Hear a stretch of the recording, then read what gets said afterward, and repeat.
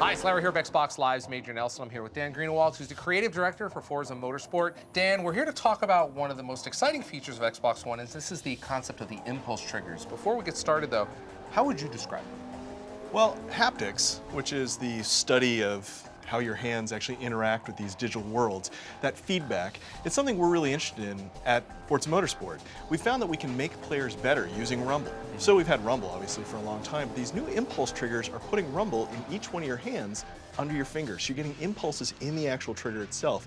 And that gives us a way to give people feedback they've never had before. It's more like audio, and it's very subtle. But you've also got the rumble motors in here, but this is adding another layer on it, right? Absolutely. So there's chassis rumble. The chassis of the controller still rumbles, and it has weaker forces, buzzing forces, rumbling and wobbling, and all those different things you're used to. But now you get trigger forces.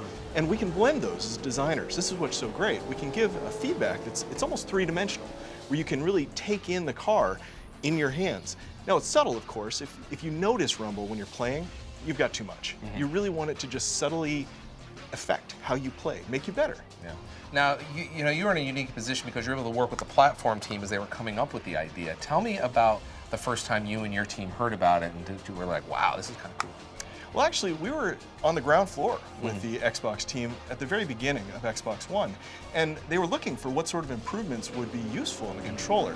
Now, again, our team is very focused on haptics because we found we can make players better. We can actually get them better at our game by subtly training them with the haptics. So we thought this would be incredible if we could simulate what happens when you're overdriving the car with the accelerator, you're burning out, and really teach people that, oh, you're right on the threshold. And same with braking. You can feel the ABS, or you can feel the tire starting to lock up when you're braking.